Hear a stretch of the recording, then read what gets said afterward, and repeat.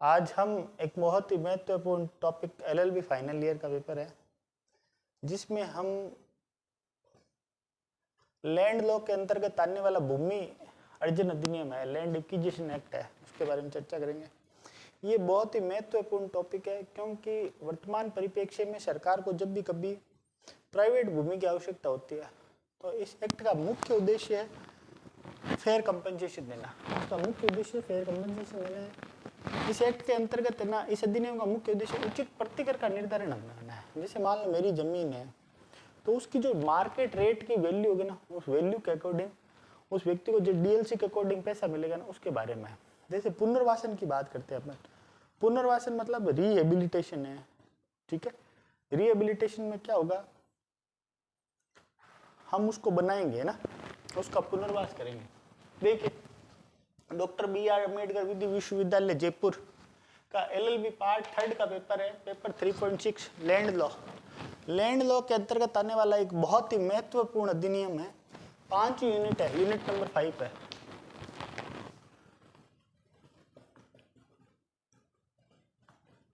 Unit number 5 है। 100% 20 number का question जरूर पड़ेगा। The right to fair compensation and transparency in land acquisition rehabilitation and resettlement act 2013 वेदी amendment है। हिंदी अर्थ है भूमि अर्जन, पुनर्वासन एवं पुनर्व्यवस्थापन में उचित प्रतिकर एवं पारदर्शिता का अधिकार। पारदर्शिता का अधिकार 2013। चलिए, लोक कल्याणकारी राज्य में राज्य को लोकहित व विकास करने के कार्य करने होते हैं, जैसे सड़कों का निर्माण, भवन निर्माण, आधुनिक संस्थापनों के निर्माण, बांध एवं पुलों का निर्माण, कल कारखानों का निर्माण, जल विद्युत टेलीफोन आदि के लिए सह निर्माण एवं रख रखाव आदि। इन सभी कार्यों के लिए राज्य को भूमि की आवश्यकता होती है। कई बार राज्य के पास, कई बार स्टेट के पास अपनी अर्थात सरकारी भूमि जमीन नहीं होती है। ऐसी स्थिति में उसे निजी व्यक्तियों से की भूमि को लेना पड़ता है, जिसे भूमि अर्जन और इंग्लिश में लैंड एक्विजिशन कहा जाता है। जब किसी निजी व्यक्ति की भूमि का अर्जन किया जाता है तो उसे उस भूमि के एवज में प्रतिकर कंपनसेशन देना होता है। उसी को विनियमित करने के लिए सन 1894 में भूमि अर्जन अधिनियम लैंड एक्विजिशन एक्ट 1894 में पारित किया गया। जब देश काल और परिस्थितियों में बदलाव आया तो इस अधिनियम की उपयोगिता कुछ कम होने लगी। परिणाम स्वरूप सन 2013 में एक नया अधिनियम भूमि अर्जन, पुनर्वासन एवं उचित प्रतिकर एवं पारदर्शिता का अधिकार अधिनियम पारित किया गया। इस अधिनियम के उद्देश्य देखो, सबसे पहले तो इसकी एप्लीकेबिलिटी देख लेते हैं ना, ये एक्ट कहाँ कहाँ लागू होगा उसके बारे में देखिए, है ना। यह अधिनियम संपूर्ण भारत पर लागू है, ठीक है। प्रारंभ में जम्मू कश्मीर राज्य पर लागू नहीं था, लेकिन जम्मू कश्मीर पुनर्गठन अधिनियम 2019 की 5 अनुसूची की परिशिष्ट संख्या 94 द्वारा इसे जम्मू कश्मीर राज्य पर लागू कर दिया गया है। इस अधिनियम के उद्देश्य, इस अधिनियम की उद्देशिका में इसके उद्देश्यों पर प्रकाश डाला गया है। इसके अनुसार इस अधिनियम में मुख्यतः निम्नलिखित उद्देश्य हैं। नंबर 1, उद्योगीकरण, अनिवार्य अवसंरचनात्मक सुविधाओं विकास एवं नवीनीकरण के लिए भूमि का अर्जन करना, लोक कार्यों के लिए भूमि का अर्जन करना, सभी भूमियों के स्वामियों अर्थात भूधारकों को ऐसी भूमि के एवज में प्रतिकर दिया जाना, ऐसे प्रतिकर का उचित होना, भूमि अर्जन, पुनर्वासन एवं पुनर्व्यवस्थापन में पारदर्शिता बरतना, प्रभावित व्यक्तियों को विकास में भागीदार बनाना, उनकी सामाजिक एवं आर्थिक प्रायस्थिति मतलब स्टेटस में सुधार लाना तथा भूमि अर्जन में प्रभावित व्यक्तियों को, कुटुंबों को कम से कम बाधा पहुंचाना आदि। कुल मिलाकर इस अधिनियम का मुख्य उद्देश्य उचित प्रतिकर का निर्धारण करता है, फेयर कंपनसेशन। आप इसका स्क्रीनशॉट लीजिए, फिर अपन आगे चलते हैं।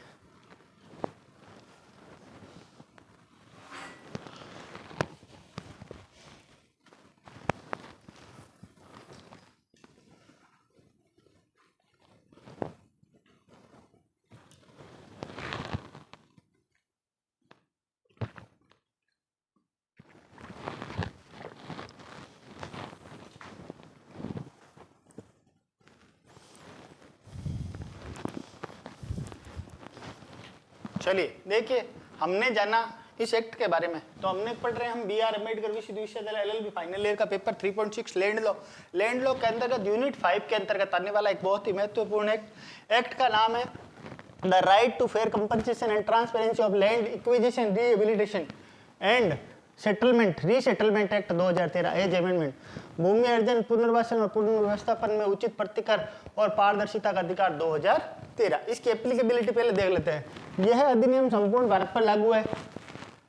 प्रारंभ में जम्मू कश्मीर राज्य पर लागू नहीं था, लेकिन जम्मू कश्मीर राज्य पुनर्गठन अधिनियम 2019 की 5 अनुसूची की प्रविष्टि संख्या 94 द्वारा इसे जम्मू कश्मीर राज्य पर लागू कर दिया गया है। उद्देश्य, इस अधिनियम के उद्देश्य का इसके उद्देश्यों पर प्रकाश डाला गया है। इसके अनुसार इस अधिनियम के मुख्यतः निम्नलिखित उद्देश्य हैं। नंबर 1, उद्योगीकरण, अनिवार्य अवसंरचनात्मक सुविधाओं के विकास एवं नगरीकरण के लिए भूमि का अर्जन करना, लोक कार्यों के लिए भूमि का अर्जन करना, ऐसी भूमियों को स्वामियों अर्थात भूधारकों को ऐसी भूमि के एवज में प्रतिकर दिया जाना, ऐसे प्रतिकर का उचित होना, भूमि अर्जन, पुनर्वासन, पुनर्व्यवस्था में पारदर्शिता बरतना, प्रभावित व्यक्तियों को विकास में भागीदार बनाना, उनकी सामाजिक एवं आर्थिक परिस्थिति में सुधार लाना तथा भूमि अर्जन में प्रभावित व्यक्तियों और कुटुंबों को कम से कम बाधा पहुंचाना आदि। कुल मिलाकर इस अधिनियम का मुख्य उद्देश्य उचित प्रतिकर का निर्धारण करना है, फेयर कंपनसेशन का। इस एक्ट की जरूरत क्यों पड़ी उसके बारे में देखते हैं। इसकी भूमिका है, भूमिका से पहले के 1894 का एक्ट था, बाद में 2013 का लेके ये है ना, लोक कल्याणकारी राज्य में राज्यों का लोकहित एवं विकास में अनेक कार्य करने होते हैं, जैसे सड़कों का निर्माण, भवन निर्माण, आधुनिक संस्थापनाओं का निर्माण, बांध एवं पुलों का निर्माण, कल कारखानों का निर्माण, जल, विद्युत, टेलीफोन आदि के लिए संनिर्माण तथा रख रखाव आदि। इन सभी कार्यों के लिए राज्य को भूमि की आवश्यकता होती है। कई बार राज्य के पास अपनी तथा सरकारी जमीन नहीं होती, ऐसी स्थिति में उसे निजी व्यक्तियों की भूमि लेना पड़ता है, जिसे भूमि अर्जन कहा जाता है। जब किसी निजी व्यक्ति की भूमि का अर्जन किया जाता है तो उसे उस भूमि के एवज में प्रतिकर देना होता है। उसी को विनियमित करने के लिए सन 1894 में भूमि अर्जन अधिनियम द लैंड एक्विजिशन एक्ट 1894 में पारित किया गया। जब देश काल और परिस्थितियों में बदलाव आया तो इस अधिनियम की उपयोगिता कुछ कम होने लगी। परिणाम स्वरूप सन 2013 में एक नया अधिनियम भूमि अर्जन, पुनर्वासन, उचित प्रतिकार एवं पारदर्शिता अधिकार अधिनियम पारित किया गया। ये पार्ट 1 है। पार्ट 2 में इसकी विशेषताओं का वर्णन करेंगे, फिर आगे के पार्टों में इसको कोशिश करेंगे इसको पूरा करने के लिए। धन्यवाद।